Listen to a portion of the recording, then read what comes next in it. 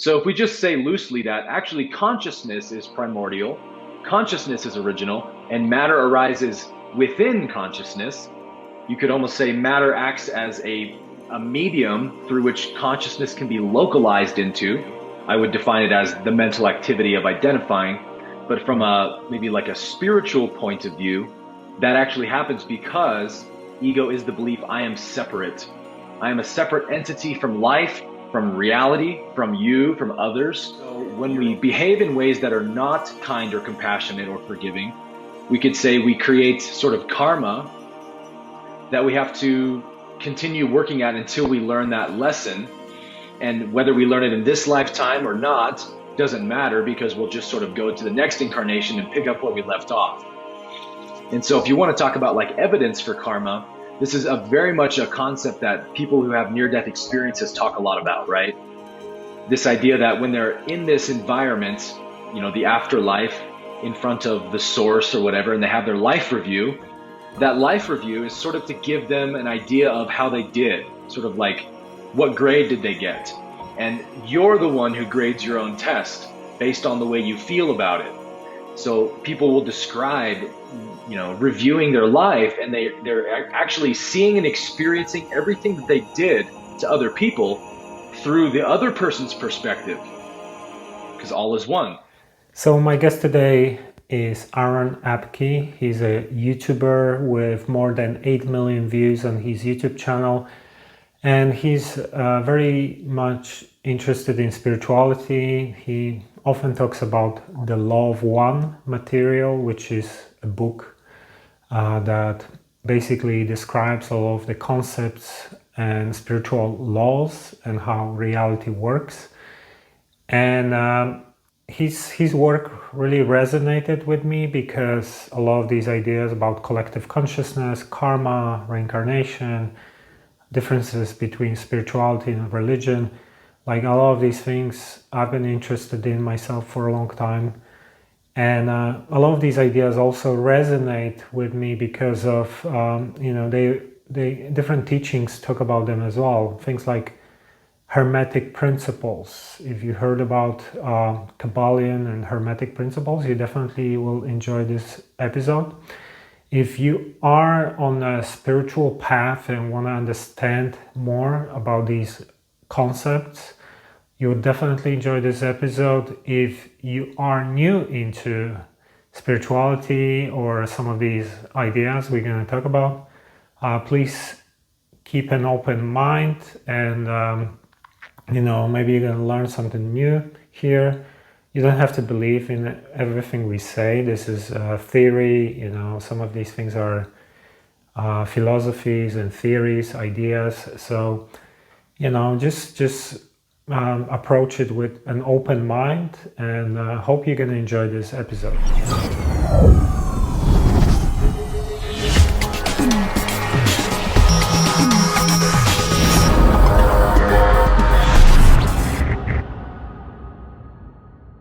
So this is Mike Sigula from truththeory.com, and this is Truth Theory Podcast episode 9, and my guest today is Aaron Abke.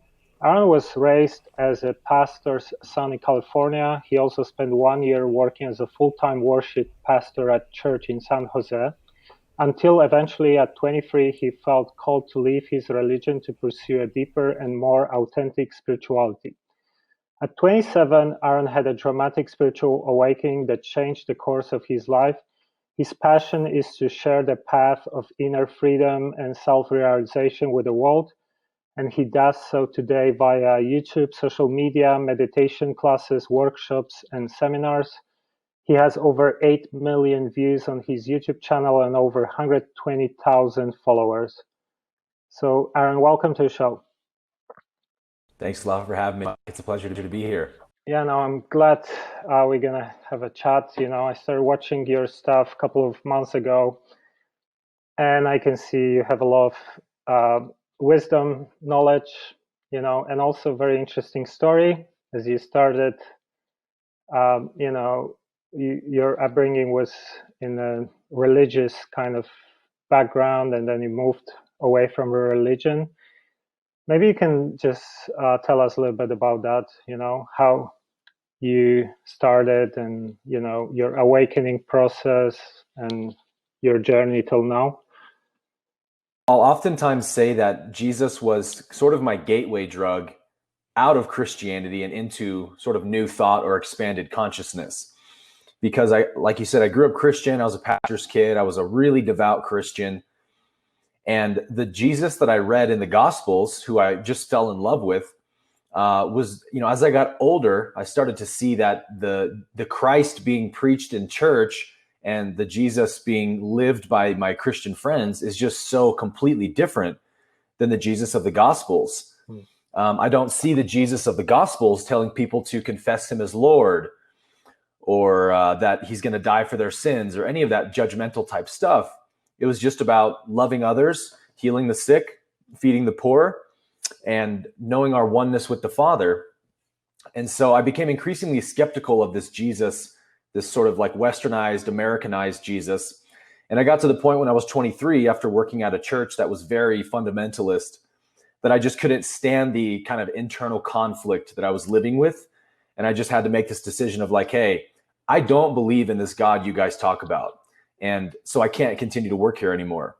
So I quit my job and kind of moved back to Oklahoma, where I'd gone to college and had some friends, and just kind of started my life over from that point and started seeking, just with an open mind and an open heart, like whatever felt like truth to me.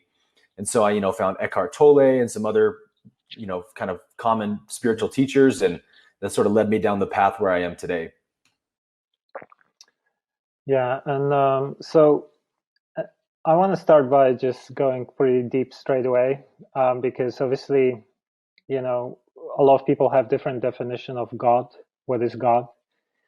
And I think people like you and me, we think differently about God. So a lot of people, when they hear the word God, they straight away have an image of a guy sitting in heaven with a bird punishing people. So it's a lot of people switch off when they just hear that word. But I think you talk about collective consciousness being God, right? Like, maybe you can just give us your definition. Yeah. Yeah, the word God to me has certainly evolved quite a lot. There's really no way to define what God is, because what God is infinite, timeless, formless. So we can't really describe it in a positive sense. We can point to it with words, and some of the definitions I'll use as a pointer. When I say the word God and someone thinks that I mean, oh, you're talking about an old man in the sky who's angry and in a bad mood, I say, no, I mean God as in formless intelligence, empty of personal identity. In that sense, you are God. I am God. Everything that exists is an expression of the one formless intelligence, which again is timeless and infinite, and everything in the universe is expression of itself. So what would you say is the difference between religion and spirituality? Great question. When I hear the word religion, to me, it means an approach towards knowing the divine, whatever that is to you, that is done through obeying or following of rituals and ordinances and rules and laws and things like that. So you could say religion is to know the divine by external means, by the correct behaviors, following the right ritual, religious ceremonies, whatever. And spirituality to me means knowing the divine inwardly, or pursuing knowledge of the divine inwardly. So it has to begin then with the acceptance that, all right, I am what I'm seeking. I am that source. It's within me. So that's the only place I'll find it. So I'm going to go inward to look for it and search for it. And so spirituality tends to follow practices that become more inward focused, like meditation, like contemplation, like self-inquiry. So those are the two basic differences to me. Sometimes I like to also classify it as the fundamentalist approach or the mystical approach. And mysticism basically describes knowing God inwardly, whereas fundamentalism, again, is more like religion, to know God by external means. Okay. I actually wanted to share one story with you. Want to know your thoughts about it, because I think it kind of illustrates the difference between religion and spirituality. How religion is often dogmatic, has all these boundaries and rules that can kind of, make things the way they are. So, for example, a couple of years ago, I was living in London, in this big house with my sister, her boyfriend, and we actually had a new guy who joined us. We're renting a room to this new guy who's very religious. He was actually, coming from a Catholic background. And one thing, he had a lot of issues with anger and, losing his temper quite often because, like, he was growing up, his father was beating him up as a child, and then he was doing boxing and getting himself in trouble. So he had a lot of kind of aggression, but deep inside, he had a good heart and he really wanted to change himself, So what he told me was that this situation, his issues with his anger actually caused him to lose his family. His wife divorced him. And he started praying to change himself. He wanted to do something about it. So it's funny because he moves into my house where, I've been meditating for 8 years probably at that time. And I felt like, oh, maybe I can help him to get into meditation because, it's going to calm him down a little bit. It's going to help him to detach also from, reacting to situations. And also, I had another friend who had a very similar story. He was also having issues as a child. His father was beating him up, then he became aggressive, and then he got into meditation and started, after a couple of years, he completely changed. So I felt like, okay, this guy is like praying, he's getting me into his life who maybe can help him. But the funny thing is that his kind of religious views were so strong that he believed that, anything to do with meditation, tarot cards, like all these things are in the same category. And according to his beliefs, these things are evil. So he wouldn't even want to listen about this stuff, even when I tried to show him some scientific, content about meditation because of what his religion kind of taught him. So it's kind of funny, you have your religion tells you, okay, pray to have your problems solved and prayers answered, but then when it comes, the religion stops you from getting, them answered. Okay. I find it funny how religion tends to sort of be like a giant institutionalized ego. And all of the things that religion doesn't want you to do are exactly all the things your own ego doesn't want you to do, such as sitting down and being quiet. The mind doesn't want you to be quiet and be aware. It wants to be absorbing you into its thoughts all the time. So it's like, how funny is it to say that sitting down and being quiet is evil? It's like you do that every night for like 8 hours. But Well, what's your definition of ego? What's your view about ego and how would you define ego? to me, the ego is not anything real about you. It's not your sense of self. It's not your personality. It's not your personal expression. Ego is very simply a mental activity of identifying, or it is the mental activity of claiming, identifying with thoughts, feelings, actions. So it's not your sense of self or personality, but to the degree you're not aware of this mental activity of identifying, it will very much contaminate and distort your personality. And sometimes when people say, "Oh, your ego is your personality," obviously that's just a very ignorant, misunderstood definition of it. But really, ego is actually the opposite of that. Ego, you could say, is the absence of personality. Personality is sort of, you could say, the unique expression or configuration of this psyche in the way that the universe has made it. The genetics my parents passed down to me, their behavioral traits, my conditioning, and the way that I express myself. That's all the natural way the universe is sort of expressing in my form or in your form. But ego begins to distort that and actually take it away and make everyone into the same thing. So every ego is the same exact ego.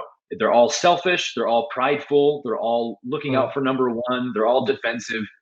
So ego actually robs us of our personality and sort of makes us mental automatons in that sense. Yeah, I was actually thinking also about, if everything is one consciousness, right? And ego is this individuality, separation, because we are kind of, in a way, we have to be separate to experience everything, right? We got to have our own personalities, our own kind of boundaries. I was thinking maybe ego is actually just like this act of separation or the whatever mechanism or something. But obviously it can become mechanical, right? Because, separation can go into extreme, and then it's about me, being too separate. A Course in Miracles defines the ego as the belief in separation. And so from a biological point of view or a psychological point of view, I would define it as the mental activity of identifying. But from maybe like a spiritual point of view, that actually happens because ego is the belief I am separate. I am a separate entity from life, from reality, from you, from others. You're over there, I'm over here. Same, we are different, which means now you are a threat to me. Everything is actually a potential threat to me. And so that's actually why the mind identifies. The act of identifying is the attempt to think that I know or control something. So it gives ego a sense of safety or security or certainty to identify or claim with labels. I am Aaron, this person. I'm this old. I was born on this day. I like these things. I don't like those things. I know who I am. I'm safe. And that's actually stemming from that belief that I'm separate, therefore I'm alone and I'm in danger. Yeah. And you also mentioned the Course in Miracles. Can you tell us a little bit about it? I just heard about it a couple of times, but it's a book, right? Something like gives like the fundamental ideas about spirituality and laws and things like that. Yeah, A Course in Miracles is a very famous sort of classic spiritual text that was channeled in the 1970s. And it's basically just a book that puts forward a psychosomatic philosophy of how to think and perceive about the world in a way that gives you peace rather than suffering. But the cool thing about the course is that it does that, or it sort of lays out its psychosomatic philosophy using the Christian language. So it's almost as if Jesus is the one writing it, the way it's spoken. It uses biblical language. So, for example, it uses the term the Son of God to refer to you and I, like everyone is the one Son of God, the one consciousness of God. It uses words like the atonement, salvation, forgiveness. So it's a pretty difficult text to break into initially because you have to sort of learn the language of the text.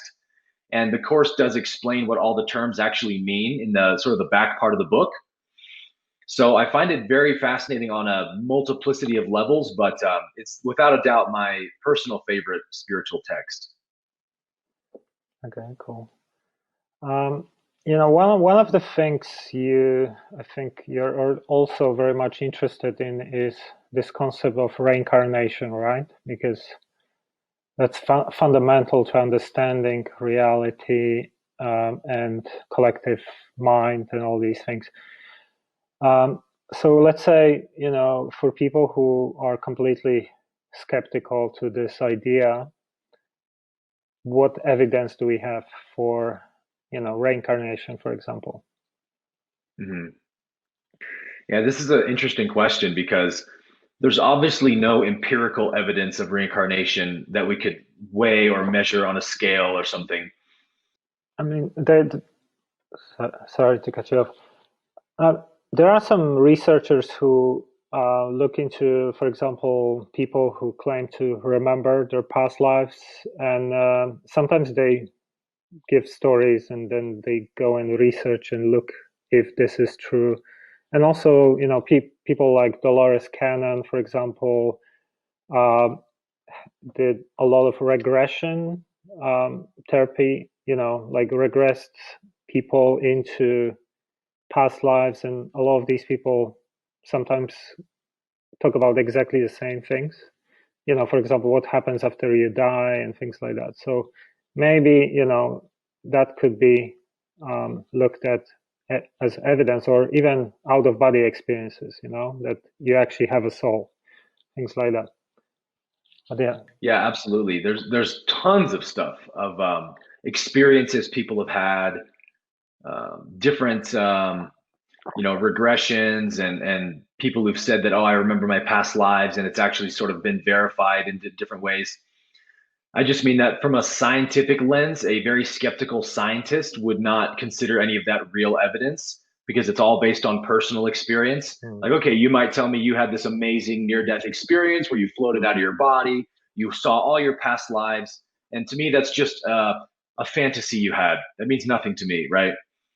So, in a sense, we have to take it a little bit on faith, but this is actually where I really get into the concept of the seven densities of consciousness from the Law of One, because to me, the theory of the seven densities of consciousness puts forward the closest thing we could consider real hard scientific evidence of something like reincarnation.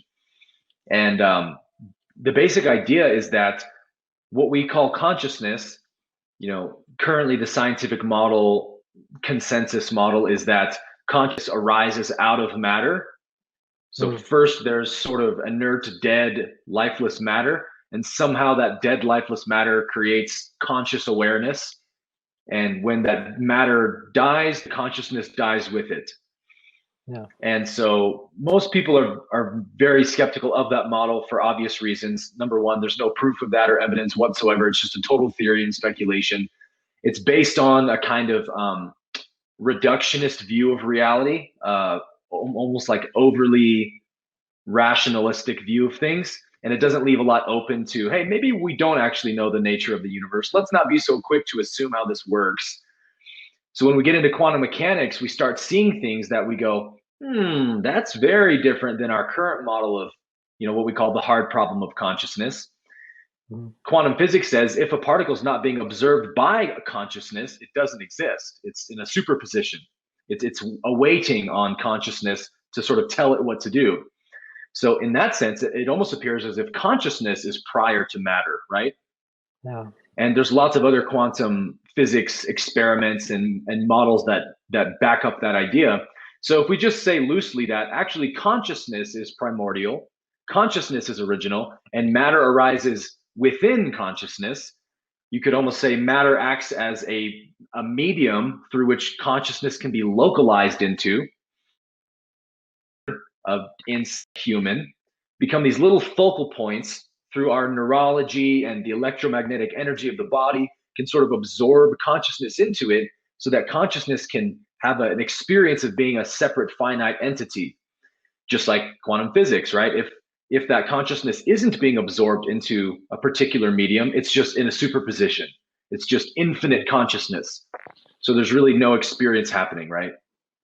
Yeah, and also, like, we can see that reality is fractal. We see similar patterns on different levels, as above, so below. So in a way, for example, when you have a dream, you are creating reality because all these things in your dream are creation of your own consciousness, right? So this could be the same thing on a big scale, on a collective level. Yep. I think the phenomenon of dreaming actually, to me, is the best evidence that consciousness is prior to matter, because it would be ridiculous to say that, oh, all of the dream characters in my dream created the dreamer. You know what I mean? Yeah. Like the palm tree and the rock and the ocean in my dream of the Bahamas created the consciousness which dreamt it. Yeah. Like we all know that's impossible. The dreamer creates the matter inside the dream. And so why would ordinary reality be any different? What if it's exactly the same as a dream? I mean, to me, if we're talking about a scientific approach, that's as scientific as you can get, is to look at the evidence we have of reality and use that to point us to our theories of how it might work. We don't have any evidence that says matter's prior to consciousness, because we know for a fact that can't possibly be what happens in a dream, because before I had the dream, I was still here. Yesterday I was here before the dream I had last night. So I was prior to that dream. So what if the whole universe is that way? And that's what the law of one, the premise the law of one begins with. The law of one says that there's just one being, one consciousness, whatever you want to call it, and it is dreaming the whole universe. And because this one consciousness, this one infinite creator, we could say, is infinite and eternal, it doesn't just live one little individual 75-year lifetime and then poof out of existence, but actually it goes on a really long journey of kind of hopping from incarnation to incarnation up this giant billions of years of a scale or a track or journey. And then eventually it continues up until it sort of merges back with itself, with its allness, you could say. And so that process is what we typically call reincarnation. And the reason that the source does that is because, again, being infinite, there's a lot that it needs to know about itself. And one short little human 75-year lifetime is like trying to know yourself within the time span of a snap of a finger. Like, how much can I learn about myself in that much time? Impossible. Yeah. So I need, millions of lifetimes to go on a journey to know what I am. And so the law of one explains that the way that consciousness does this, just like everything else in the universe, is through evolution. It evolves through sort of levels of consciousness. And it explains that there's 7 levels or densities of consciousness, which coincide with the 7 colors on a color wheel. Mm-hmm. It coincides with the 7 musical notes on a scale. So if you know anything about music, let's say you have a piano and you do a C major scale, you hit 7 notes. And then when you hit the 8th note, that's actually C major again in a higher octave, 1 octave up, if that makes sense. So that's actually the way the law of one says the whole universe works, is that after the 7th density of consciousness, when it gets to the 8th density, actually the 8th density is the first density of a new universe, sort of a new foundation for a new universe. So the law of one actually refers to the universe as octaves. So it says in this octave of experience, such and such and such, but there's an octave previous to this one, and there's an octave after this one, and for infinity in both directions. So like the highest levels, what state the consciousness is in? Is it like pure light in 7th or 8th? Yes, it becomes light at some point during its journey, but it begins as hard matter. So the first density of consciousness is basically the 4 elements. So the first kind of appearance in the physical universe would be like gas, rock, dust, wind, water, right? Those things condense and form a planet. And planet Earth, as it rotated around the sun for about 2 billion years, was just in that state of the first density of consciousness. It's just the 4 elements interacting with one another. And as that planet hardens and the magma interacts with the oceans and it creates land and all that stuff, eventually microbial life evolves, single cell life evolves, where now there's you could say an organism in the planet's atmosphere that has movement and it can grow and move around its environment. And at that point is when consciousness evolves to the second density. So the second density of consciousness is basically just growth and movement. So that spans everything. Go ahead.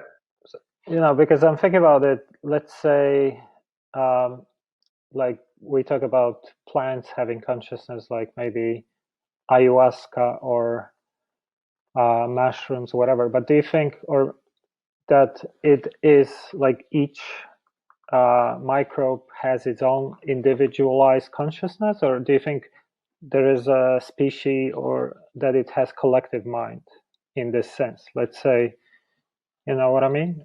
Like all the types of mushroom have one mind, or each single mushroom has its own unique, same like humans. Do you think this is the way it works? Or? Yeah. So I believe that the way it works is that until consciousness becomes aware of itself, it doesn't have the ability to evolve into a unique individual expression. It sort of stays in that the one consciousness. And what we know about the one consciousness is that it is still, it is silent, it has no agenda, biases. It doesn't, it's just in perfect stillness for eternity. Law of One says the word beingness. It's just in a state of pure being, pure existence. So a rock has consciousness, but a much, much, much less dense version or expression of consciousness than you and I have. So a rock is just in a state of pure being. There's no person there in the rock, if that makes sense. But as the evolution continues, second density spans from microbial life all the way up through plants, insects, and even animals. That's all the second density of consciousness. And we see quite a wide spectrum there, right, of expression. A plant clearly has some kind of consciousness because it can respond to its environment. So a plant is a second density creature versus a rock in the first density, but the plant doesn't have that much more expression than a rock does, right? It can respond sort of like a thermometer. It can respond to its environment, but there's still really no person there. The plant doesn't really have a will of its own. It's just following the biology of the plant. But by the time we get to human beings, where at some point in our evolution, humans developed verbal language. Ancient hominids or whatever started naming objects with guttural noises and what have you. And over thousands of years, that process evolved into language, where these hominids can sort of communicate ideas through noises they make with their mouth. And that invention of language is what allowed consciousness to become self-aware. So you can almost imagine the mind face and flips in on itself, and that labeling mechanism that said rock, tree, banana, eventually went me. And then I become an object to myself. And that's what we call self-awareness. And that's where the third density of consciousness begins. But like, for example, a lot of people talk about that ayahuasca plant, has that spirit that it's very advanced, So do you think that spirit is different to that self-aware consciousness? Because that would mean that the plant actually has a very advanced consciousness, that it's self-aware. I was thinking more that maybe the way it works is that the consciousness has a level of intelligence, but the body that it occupies is limited, and therefore it cannot express itself to a level that it could, for example, having a human body, with, it's like a little bit like you have a signal and you have some very old TV set versus brand new HD TV set, same signal, but you're gonna see completely different results because of the the antenna and the set that you're using. So what do you think about this? Yeah, we could say that the more evolved a brain is, if a brain is like a radio or a transmitter for consciousness, the wider the capacity is for that radio to absorb that frequency. So yes, the 1950s black and white TV with the big antennas is taking in the same signal, but just because of its kind of more primitive technology. It doesn't have a very wide capacity for that bandwidth versus like an HD 4K TV today can take in way more data per second and express more of that frequency. And that's very much how our brains work. And so to your point about, plant medicines, it's actually a little bit more complicated than that, because what I believe personally about plant medicines, because I've taken many plant medicines, ayahuasca, psilocybin, plant medicine journeys, and what I can definitely attest to is you're absolutely communicating with some kind of intelligence that is vastly, vastly superior to your human intelligence. It just has way more information available to it, and it's coming from a much higher dimension of awareness, I think, than we are. And so I don't actually believe that that is the plant itself. What I actually believe is that what we communicate with on plant medicines, like ayahuasca, mushrooms, the ones that come from our planet itself, I think we're actually communicating with the consciousness of Mother Gaia herself, of planet Earth. Mm. And in the Law of One, they talk about the idea that every planet is what they call a logos. The sun is a logos. Planets are logos, which are sort of also entities like us, but in a very different way. That's kind of hard for, I think, us to understand, but a much wider, deeper intelligence than we are. And I think that each plant medicine serves as a different channel to communicate with Mother Gaia's intelligence, or it offers us a different experience of her intelligence. I'm not sure if you know this guy, Stanisław Graf. He's this Czech researcher who was doing a lot of experiments with LSD. And I remember reading somewhere that a lot of people had actually during LSD trips could see their past lives. And people would describe things like, for example, someone was describing being a star in one of the past lives. Another person would describe being a lizard and, having a female or male lizard next to you, and, you would find attractive some kind of skin color or something like that. So they would recall a lot of these details. So that could be another way, that people actually tune into some of that memories through different states of consciousness.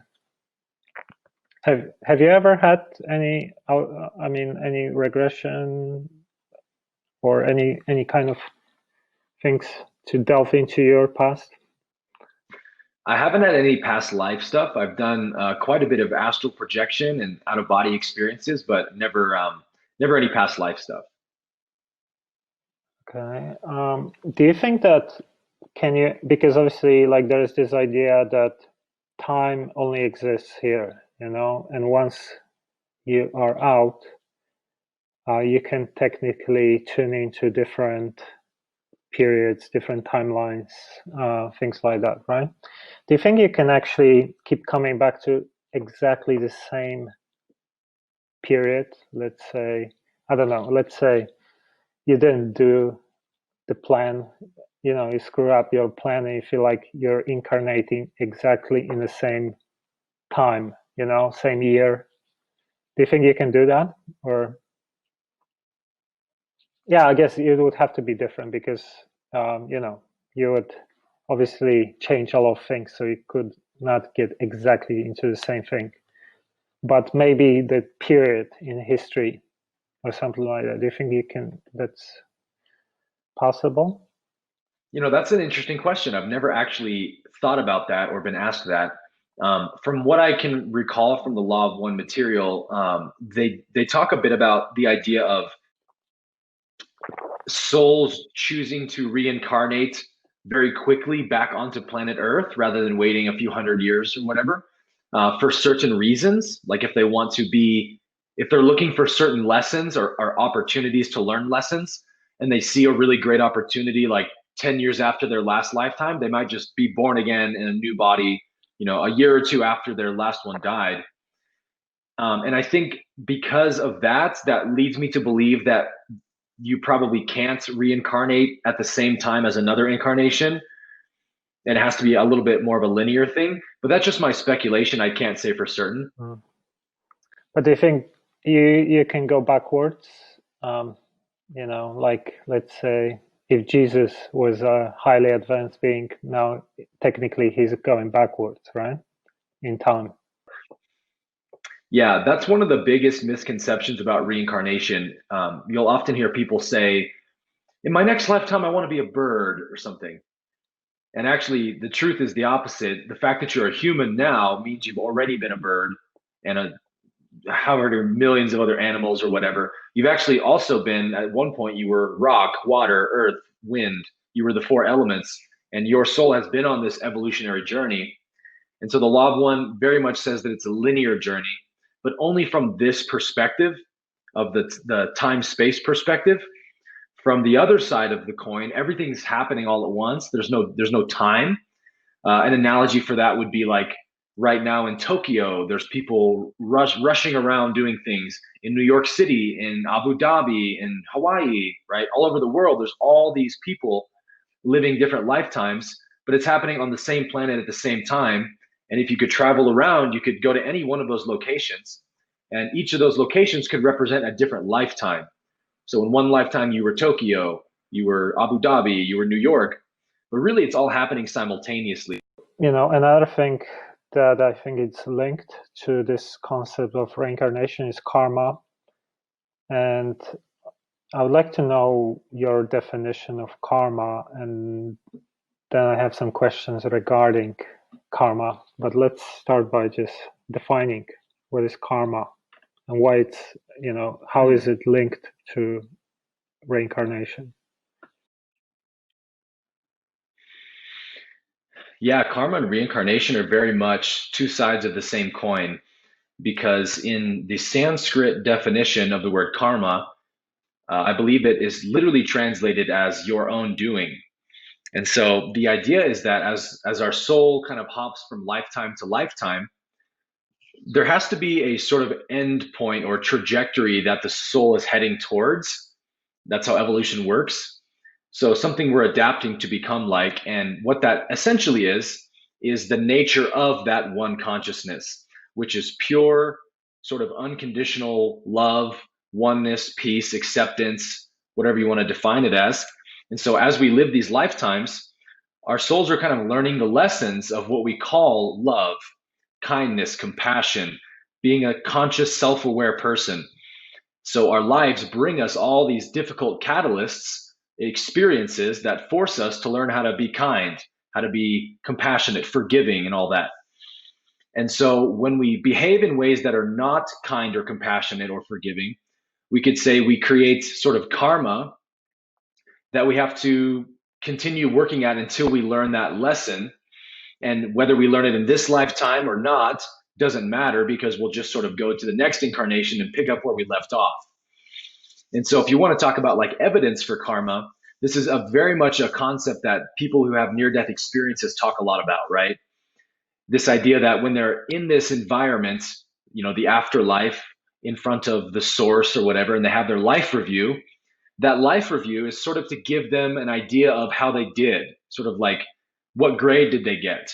And you're the one who grades your own test based on the way you feel about it. So people will describe, you know, reviewing their life, and they're actually seeing and experiencing everything that they did to other people through the other person's perspective, because all is one. So they go, oh wow, when I betrayed that person, I actually was betraying myself in another body, and I just didn't know it. And so there's this sort of like deep urge and desire in the heart to say, oh man, I got to make that right, please let me go back, I want to be a kinder person, I want to be a more forgiving person. And this is very much also what people say after psychedelic trips, right? Is there's sort of this like softening that happens where we get a much wider perspective of who we are. We go, oh man, I've been so out of balance, I've been so selfish and greedy and creating suffering and misery for other people. And the idea of karma is that this universe is totally just and fair. So it will absolutely allow you to dish out whatever karma and suffering on others that you want. But the caveat is it's going to come back to you as well. What you give, you will receive. So once your soul begins to learn that idea that, hey, when I'm unkind to somebody else, it's ultimately myself who suffers. it's ultimately me who I'm being unkind to, then there's just a natural desire in the heart to become kind and loving to people because that's actually what makes me live the happiest, most fulfilling life. So that's kind of how karma works in the process of reincarnation. We could say it's really the driving force that keeps evolution happening. I'm actually thinking about this idea. Can you create indirect karma, let's say, by your choices? So, for example, I don't know, let's say you're a president and you start a war, or maybe it's not even you who started the war, but because of some of your decisions, people die, but you are not the one killing them, right? So is it like you're creating similar level of karma if you would actually kill these people? Or even like anything we do, for example, if I buy a lot of materialistic things, let's say I buy houses and furniture and all these things, and in that process of creating these goods, maybe the forest was destroyed, maybe some animals died, so in a way, through my actions, I'm actually having an impact on all these different things. Do you think that is Yeah. creating karma? And what kind of, how does it work? Another very good question, man. I'm appreciating how well thought out these questions are. From my understanding of the law of one material, in a sense, only intention matters in Mm, karma. So if truly and sincerely, I just made this decision because I wanted to help people. Well, I don't actually know the future because I'm a being in time and space. I'm confined to the limitations of time and space. So I can't actually know what's going to happen. And so maybe things go south and it doesn't work out the way I thought, and it actually ends up killing a lot of people or whatever. In one sense, my soul doesn't receive that karma if my intention was pure. If there's any degree of selfishness in there, that will become apparent to me. But there's something to be said for balancing love and wisdom. And this is very much part of the journey of the soul's evolution through reincarnation. We talked about the first three densities, right?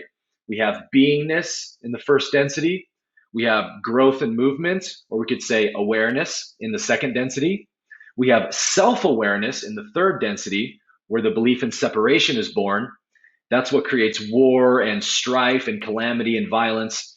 And then as consciousness evolves to the fourth density, that's the density of love and oneness. So through all of our suffering and chaos and disorder in third density, we slowly begin to learn, hey, wait a minute, maybe we're not as separate as we thought. Maybe what we do to one another, we ultimately do to ourselves. Maybe we're kind of all in this together, right? That's a fourth density way of thinking. And that's what brings love and compassion into the equation. So in fourth density, the soul learns the lessons of love and unity. And then in fifth density, the soul begins to learn the lessons of wisdom. So there's something to be said of the nature of love.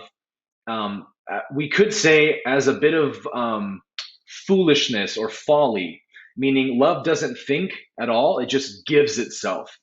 So the propensity to be a martyr, self sacrifice, those are the things that love does without thinking anything of itself. But in fifth density of the wisdom density, we begin to see, although that was very virtuous and noble and all the right intentions were there, it may not have been the most effective way to serve others. Like martyring myself may not be the best form of service. Maybe there's a wiser approach. So, in that same sense, our soul has to learn wisdom in conjunction with love. Those have to be balanced. So, somebody who's in a leadership position might have the best intentions and they're just doing whatever they believe is going to help, but they haven't really learned the lessons of wisdom and understanding how life works so that they end up making decisions that are a bit foolish.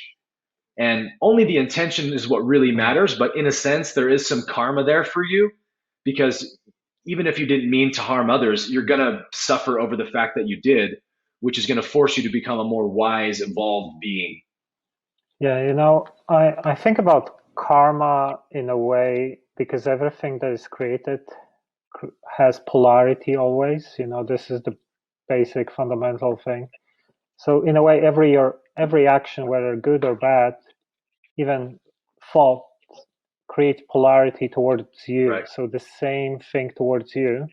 So, even if your intentions are good, but it creates indirect harm, technically you would have to relive the same situation.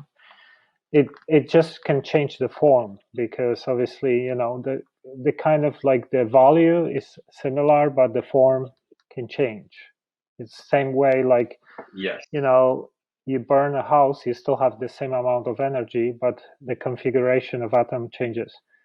So, it's Right. all kind of like the energy is the same, but the way it reacts towards you can be different. Hmm. Yep. Yeah, that's sort of the paradoxical nature of the universe, is that there really is no good or bad or right and wrong, because everything contains both polarities, like you were saying. So even if I do make a decision with the best of intentions that ends up causing more maybe physical suffering than it does alleviating suffering, even that suffering that is created also serves as a potential catalyst for those beings who are suffering to learn new lessons, to have new growth, to handle that challenge in new ways. So even though suffering isn't fun, there's also a grace point to it, because suffering is what provides the soul with opportunities to grow, sort of a launching pad to learn a lesson from. Because look, if there is no challenge, if there is no contrast, then there's no need to learn or evolve, right? So it's kind of what pushes evolution forward in that way. Yeah, I mean, also, like, if you think about it, we need to have duality, we need to have polarities, because the only way to understand anything is if you have it in, By its opposite. reference to something different. So how can you Yeah, know what is pleasure without pain, or hot exactly. without cold? You only know that this is Yeah. hot because you experience something in a different degree or different level. So, so, Yes. so that's why we have, like, male, female, and polarity in everything, in a way. Mhm. That's exactly right. And that's kind of a foundational truth in spirituality, is that the source, the one consciousness, whatever we call it, is what it is. It just is perfect love. It just is perfect unity. But without contrast, it has no clue what that means or what that is. So that's why we have the physical universe. And that's why, like you said, the universe has to be dualistic. There has to be polarity in the universe. Otherwise, we can't know anything. So we could be love, but we could never experience love or have any clue what that means. So we need fear and separation to serve as the mirror to go, oh, that's what love is like. So in that sense, everything is equally divine, right? Yeah, I mean, another thing, like, if consciousness is infinite, this is a concept that is hard to grasp for people, because we're conditioned to see something starts and ends, right? We see life begins and ends. So in a way, we are programmed to believe that things have beginning and end. But if you think about, you cannot have something starting from nothing. There is always something that had to be before that, right? You cannot have a big bang appearing suddenly out of nowhere. There had to be something, Right. some kind of action that made it happen. So in a way, the only thing that makes sense is infinite, cycles, or infinite evolution. And even if you take Right. infinity, you can multiply in infinity, you can divide technically into infinity as well. So that's actually makes sense, that, it's a never ending process that never had a beginning and never have end. And, Yes. if your basis is creativity, like, imagination, like the same way, like, we can imagine anything we want in our heads, if that's like the primary force or primary thing that you are capable of doing, what is that you want to do with it? You want to see how far you can create things, what can you actually create, because that's the only thing you are not able to predict, because Right. you can create all sorts of variations in all sorts of ways. So then you can create this playground and experiment with what you're capable of doing, right? Hmm. Yeah. Absolutely. Each one of us is a localization of that one infinite consciousness continuing to expand upon itself. And that can actually be a really beautiful entry point to a mystical experience, sort of going from a rationalistic experience to a mystical experience through contemplating the nature of infinity. So I could ask a rational, skeptical, scientifically minded person, hey, do you believe in the concept of infinity? Or does infinity exist? And I think most scientifically minded people would say, yeah, from what we can tell, the universe appears to be infinite. And even from a logical point of view, like to your point just now, it doesn't make sense that infinity doesn't exist, because if something has a beginning or an end, that means something had to come before it. So we just keep going in circles until we say, yeah, it just has to be infinite then. There is no beginning or end. It's just always been. So if you say, yes, I believe in infinity, then boom, conversation over. If infinity exists, you are infinity experiencing itself. Another thing I wanted to talk to you about is this concept of higher self. One thing that I heard from one of your videos is that in Christianity, the Holy Ghost is higher self, right? Which I found really interesting, because my experiences with my higher self were kind of from practical, spiritual, practice and all these kind of things.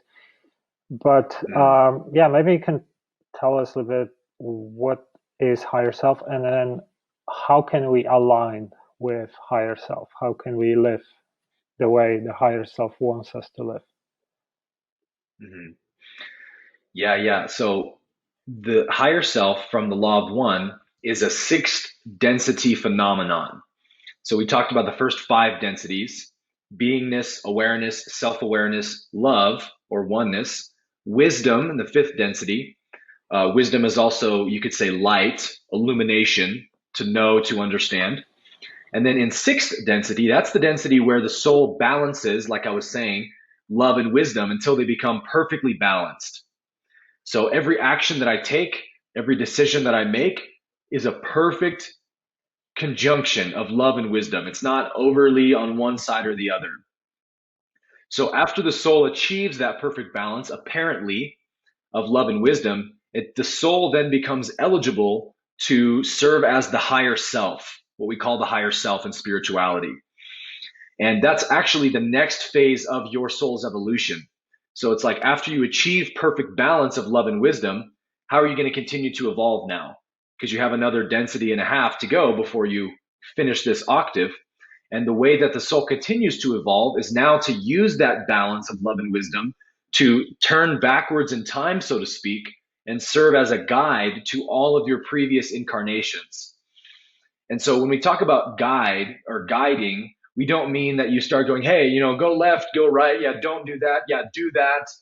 That's not what a higher self does. In fact, that would very much be the opposite of the purpose of the higher self. The higher self wants to honor free will. In fact, the whole universe is an action of free will. So on the positive path, honoring the free will of others is of primary importance.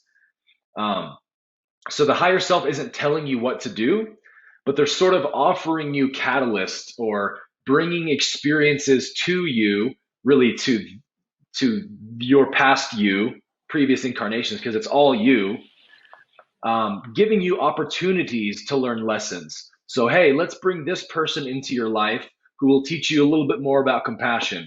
And they're not forcing you to make a decision on how you're going to relate to that person, but just sort of providing you the opportunities. So your higher self is literally you from the future, billions and billions of years in the future, turning back in time and sort of as its own form of growth and evolution, providing you more lessons and opportunities to evolve. Hey guys, Mike here. Just a quick note. I'm currently offering one-to-one mentoring and coaching through our Patreon page. So as some of you know, I've been interested in personal development for 15 to 17 years, and during this time I really spent enormous amounts of energy into researching and practicing different techniques. So I'm offering one-to-one video calls through Patreon, and this is really affordable as well. So some of the things that I can help with are to do with starting an online business, building personal brand, increasing happiness, improving mental and physical health, stress reduction, building confidence and self-esteem, finding your passion, discovering your life purpose, spiritual development and going through spiritual awakening, and many other things. So check it out. It's patreon.com/Truth Theory. It's patreon.com/Truth Theory. And now back to the show. I'm thinking sometimes maybe as you have your kind of soul plan, before you incarnate, you have specific goals, right? What is that you want to accomplish, who you're going to meet, maybe some soul groups, some of your friends and other people who are going to help you to get to the goal you have. And maybe the higher self is actually trying to create the path for you to accomplish the plan. But obviously you have a free will, so you can kind of go one way or the other in a way, right? Not listen to your higher self. And the hard thing for me is, how do you know which things that happen are things that can help you to get to the ultimate plan, or like the things that your higher self is helping you with? What is the process of like being in the flow? Because in a way, the more you are aligned with your higher self, the easier and things are in a way. So you kind of flow, right? You don't have so much resistance, but you keep creating things that help you to get to the outcome that you planned, right? Right. So Yeah. So actually, I think you asked me a question I didn't answer in the previous one, which was how do we align with the higher self? yeah. What I would say, what I do is to see life as, again, a school that you're in, where you're here to learn lessons, to evolve, to literally increase the frequency or vibration of your soul. And so if you're looking at everything through the lens of how would my higher self want me to handle this in order to grow, then you have to look at it through the lens of love and wisdom. And love always comes before wisdom. So the first question to ask in any situation, a person betrays you, whatever, first question is say, okay, please show me how love would respond. And go there first and wait for that answer. And usually it will come in the form of, hey, forgiveness, compassion, right? Understand where they're at and give them forgiveness. And then once you feel like you've seen the loving response, then ask, okay, now how would wisdom respond? What's the wisest possible way to respond? And so, for example, we could say like, we've all had, experiences where, let's say we let a friend down, or maybe betrayed them or stabbed them in the back, and we kind of like, yeah, screw them, hope they live a horrible life. You move on with your life, and then you become more spiritual, and you evolve, and you go, oh man, I can't believe I was such a jerk all those years ago to my buddy. Man, I got to reach out and apologize. So love is propelling you to make that wrong right. So you call him, you're like, hey man, look, we need to talk, brother. I'm so sorry for what I did. And your intention's pure, but this guy still has a lot of resentment towards you. And he's like, hey man, F you, don't ever call me again, and hangs up, right?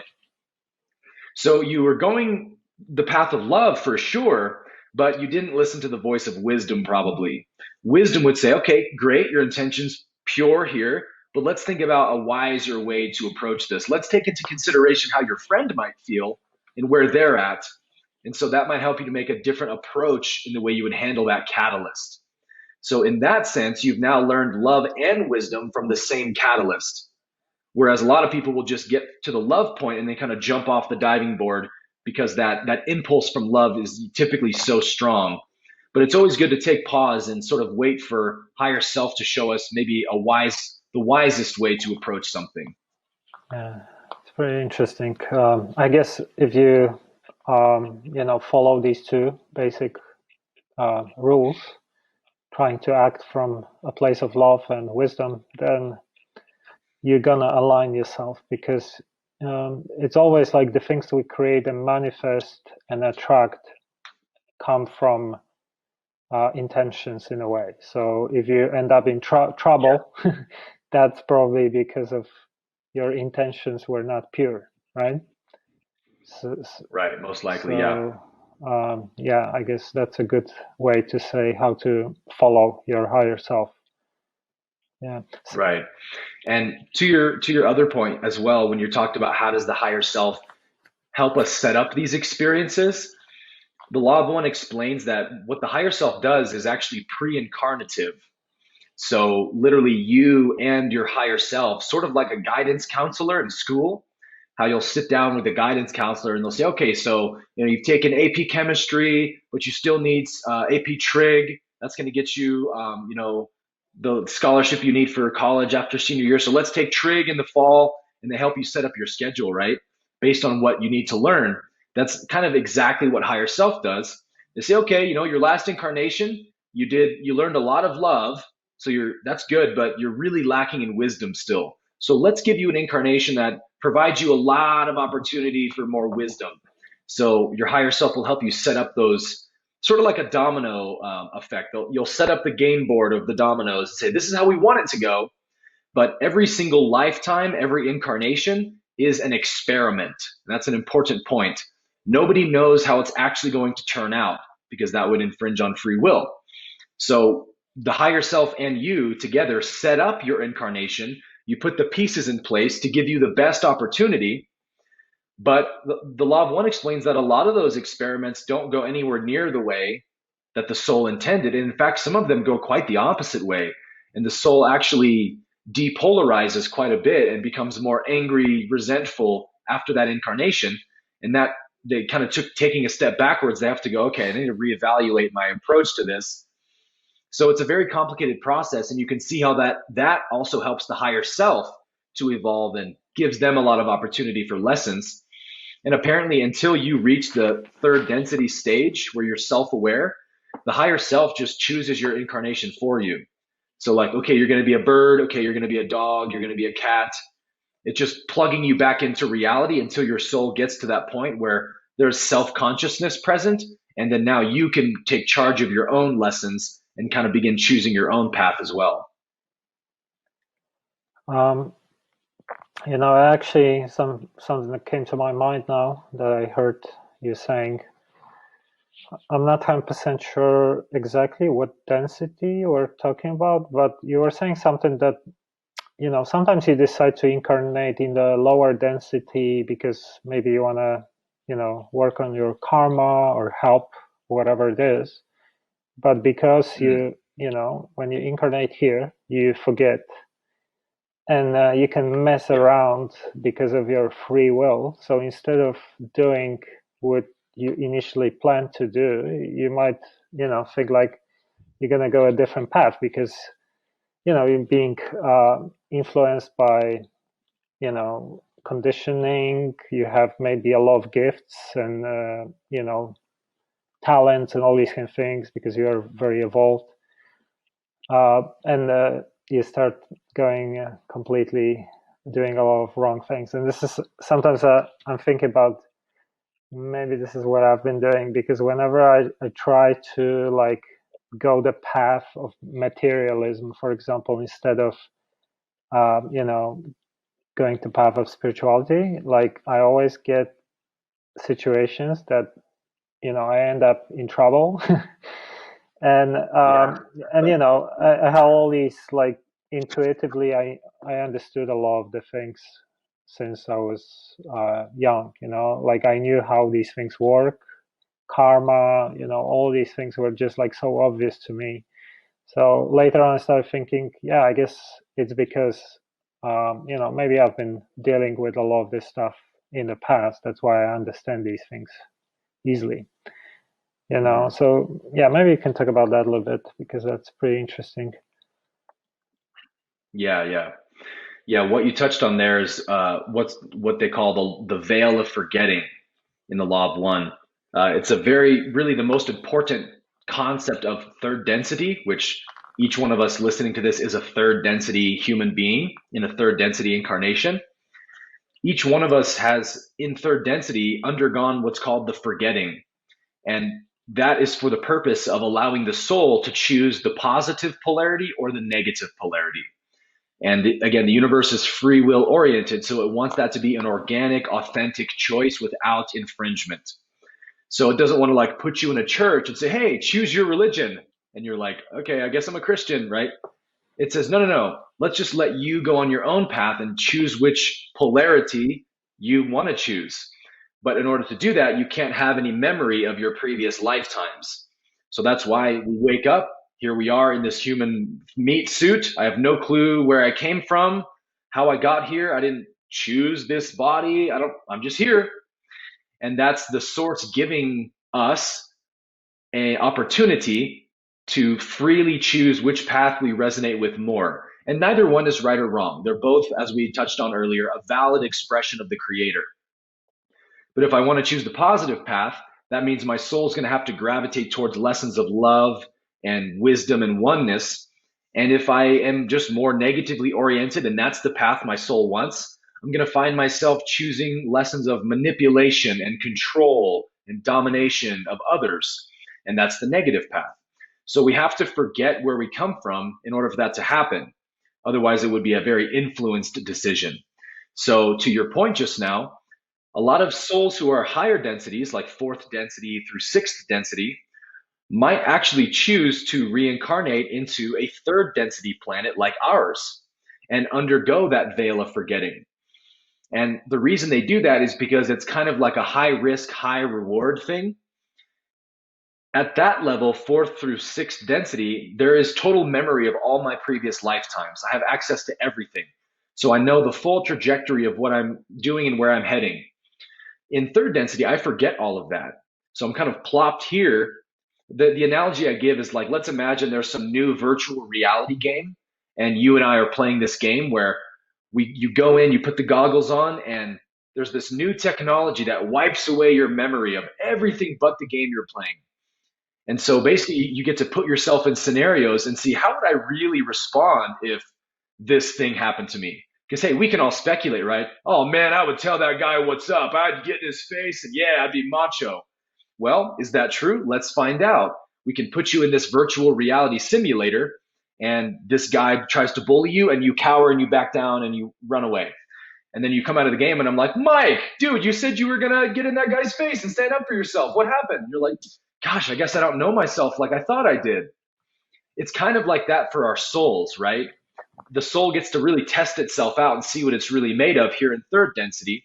And if it rises to the challenge, the soul gets a lot more evolutionary progress out of that than it can get in its native density. But the potential downside is, if it responds in the opposite way that it hopes it would respond, it can sort of take a lot of steps backwards. So souls that are looking for a lot of growth will take that risk and come here to third density. And we call that wanderers in the law of one, or a more familiar term to most people in spirituality is the term star seed. That's kind of what a star seed is. Yeah, in a way, once you forget completely and you have this ability, free will, if you decide to mess things up a little bit, create a lot of karma, then, it was, in a way, you got to repay that, right? So Right. you kind of, you made this choice that's very risky, because you are now can be influenced by what's going on in your environment. And Yes. yeah, it's interesting. And I think this is a pretty important topic that I wanted to discuss. Obviously, like the loved one is not the only book or teaching that talks about moving into some new kind of reality or density or dimension. And in fact, if you look at all sorts of cultures like Hopi, for example, they have this prophecy stone where you have two outcomes, two timelines in a way. One is ending in disaster, the other one is people live into long age. And actually, it seems like there is a lot of different cultures that we're talking about some kind of shift. And even if you don't believe in anything like that, if you look at the way the world works now and where it's going, everything is speeding up. And scientists and futurists talk about some kind of new state within maybe the next 20 years where we're going to have to merge with machines maybe, because AI is going to become way too complex for us to understand. So the only way for us to understand is to actually upgrade ourselves and merge with it. So, and at the same time, we have, gene manipulation, all these different things. So basically, even if we would go towards this technological path, which we're currently going, we would completely shift into a new reality. We would become something else, not humans anymore. So we are definitely in a time of shift. What kind of shift it's going to be, like we're going to see. But to me, the way I'm thinking about it is like, the thing, everything is speeding up. So even if you look at, I don't know, like company like Tesla, within 1 decade can become the biggest car company in the world, which normally would take much longer. Or, in China, they can build a hospital in 1 week now, or, 10 days or something like that. So, in a way, everything is speeding up. And obviously, if you have this trajectory that is, exponential, it has to finally get into some kind of culmination point where new complexity will be formed, because nothing can just keep speeding up forever, right? So in a way, like if you think about it, like I was using this analogy because I used to work as a barista a couple of years ago. So, when you are making a coffee like cappuccino, for example, and you want to create this pattern on top of cappuccino, right? The last second gonna influence if it's gonna look nice or not, right? So it's almost like something's being formed, but it's still flexible in the moment just before it's finally still, and then you cannot change it anymore, right? So in a way, this is what's going on now. It's like the reality is being formed, but we still have like choices here and there if it's going to go this way or the other. And once it's formed, it's still like clay, whatever. You can still do something with it, but it's hardening and hardening and hardening. Finally, you cannot do anything more with it, right? So maybe this is what's going on. And I've been also noticing how like intentions and things, manifestations speeding up as well, which could confirm that idea. And karma starts working much faster. So it's almost like if you think about, like, let's say if you move to fourth density and everything is manifested faster, right? This is the process we're going through now. And if we are making wrong decisions, then we're going to end up in a wrong timeline because manifestations is faster, right? So if we're resonating with negativity, whatever it is, then we're shifting towards that version because it manifests quickly. If you're on the other side, then you're gonna end up in some positive future. What's Right. your kind of view about this whole thing of shifting into different dimension? I know that I think in Law of One they were talking about like the process might take between 100 to 700 years, right? Mhm. Yeah, that's the timeline that they give for how long it will take our collective population to become a fully fourth density Yeah, civilization. yeah. So the process Meaning, could start already, right? And yeah, it's already started for mm, sure. It won't be completed for a minimum of 100, maximum of around 700 is what they estimate. And one of the topics that or one of the terms they'll often use is probability vortices. The idea is, the universe is just the interplay of two polarities, positive and negative. So every decision you make is essentially inherently positive or negative in orientation, service to others oriented or service to self, oneness oriented or separation oriented. So every decision that you make is opening a new probability vortices that has new possibilities in it, contained within it. So you're kind of jumping from one vortices to the next based on every decision you make.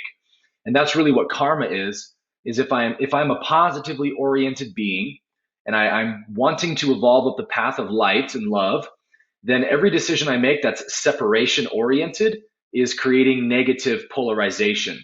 It's pulling me backwards towards the negative polarity, which means I'm going to have to undo that and walk back towards the positive polarity. So that's what really all karma is polarization. You're either polarizing positively or negatively. And neither one is right or wrong. It just depends on which direction you want to go. So if you want to be a negative being, then anything you do that's loving or compassionate is karma for you, right? Is you have to undo that karma and become more selfish again to go back the other direction. So we see how the universe inherently holds both in juxtaposition perfectly, and it's really just about whatever path you're choosing to go on. So on the path of the positive path, forgiveness is essentially what shortens the need for karma, is what alleviates karma. So it's not that I necessarily have to live another lifetime to, like, let's say I'm the president, I make a wrong decision that kills millions of people. That doesn't mean I have to go reincarnate as another president who redoes that decision. It just means I have to see the nature of that decision and see where there may have been any separation oriented consciousness there and forgive myself for that and say, oh, I see now why that was the wrong decision or an unhelpful decision. I forgive myself for that. I was doing the best I could. I forgive the other people involved who I thought betrayed me. I let everything be as it is. That in and of itself is what dispels mm, karma and allows your soul to continue progressing. So it really is all intention, right? and it's interesting. What about if you get yourself in some kind of negative contracts?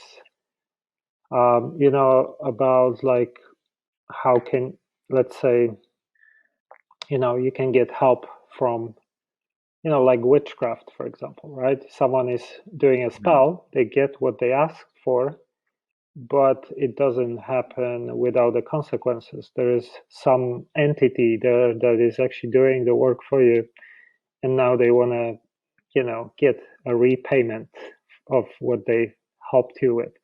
So if you are in that kind Right. of scenario, can you also clear that?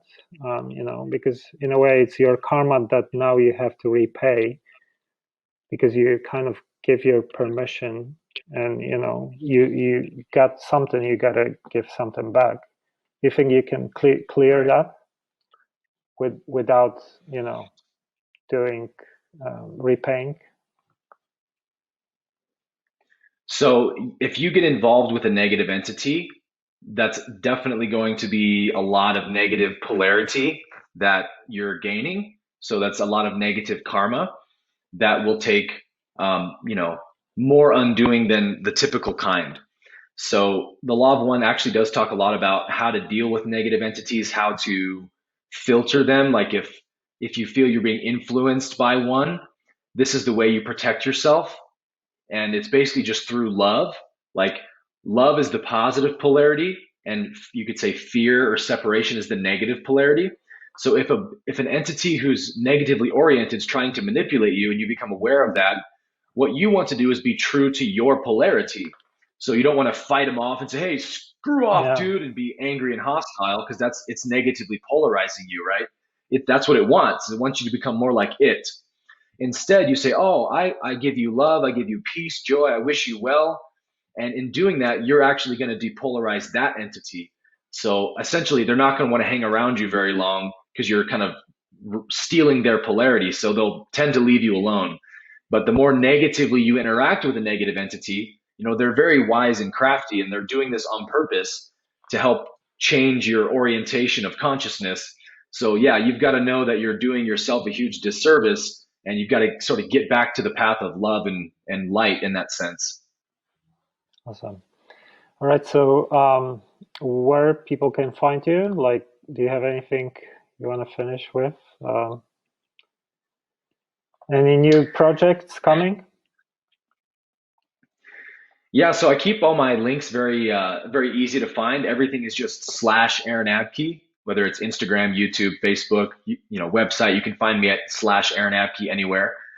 I just launched a masterclass back in July, an 8-week masterclass, which you can find. You can learn more about at aaronabke.com/masterclass. It's just basically kind of the stuff we were talking about in our interview today, helping you to systematically reprogram the way you think and perceive reality in a way that creates peace and love rather than suffering. And so that's a course that's accessible for anyone, and I've been going for a couple months now, and it's been a lot of fun so far. All right. Okay. Thank you, Aaron, for joining me today. It's an amazing conversation. Likewise, my friend, it's been a pleasure, and I appreciate you having me on the show. All right. Thanks, guys, for checking this Truthfully podcast episode. Until next time.